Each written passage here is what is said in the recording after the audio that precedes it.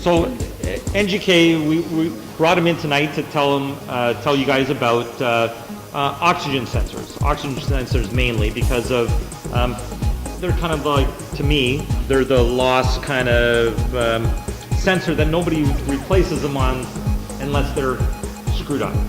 Okay, they actually do wear, I think, right? They do. Okay, maybe you can kind of explain it to us. Sure.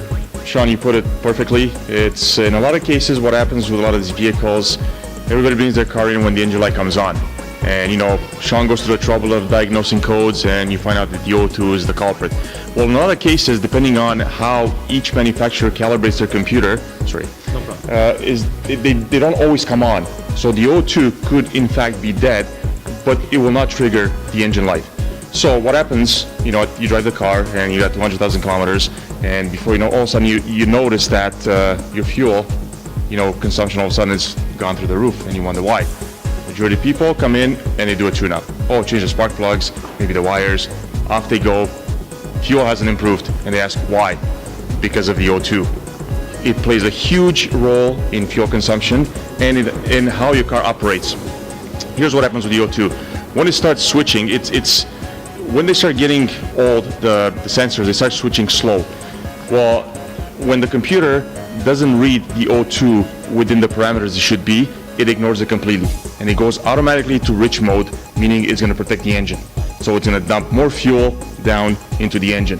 What happens with that fuel is it eventually goes down the pipe, passes the O2, goes to the converter, and we all know what happens. Before you know it, the converter gets clogged up and burns out the converter. Exactly. And if anybody out there has priced an O2, and Sean can tell you, they're not $200.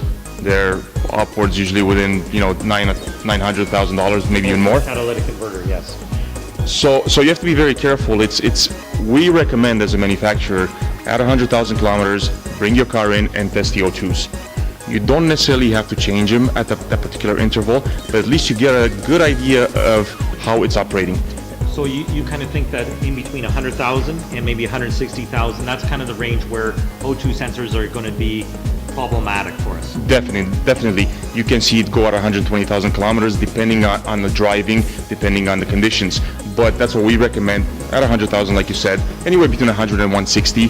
Get them tested, because you'll find out that more often than other, it's going to start getting lazy. And it's not going to switch the way it's supposed to switch.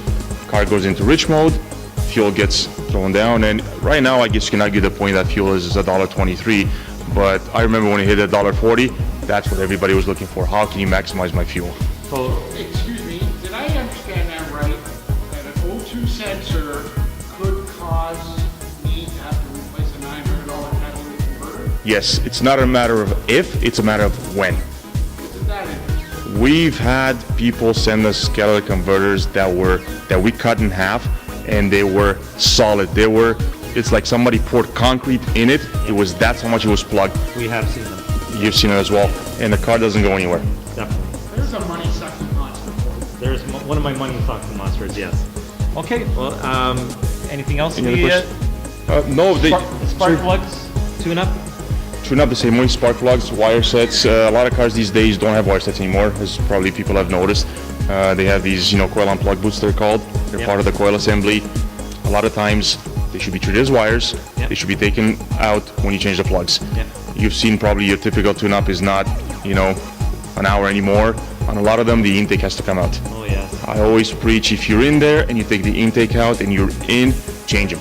For an extra $50, it's peace of mind. You won't have to change them again, because we've seen the same issue where people change the plugs, they put the old parts back in with the coil, the old boots, and a month later, a week later, they come back with a misfire. Excellent. Well, thank you very much, Chris. You're welcome. Okay, and we'll move on to the next one. Great.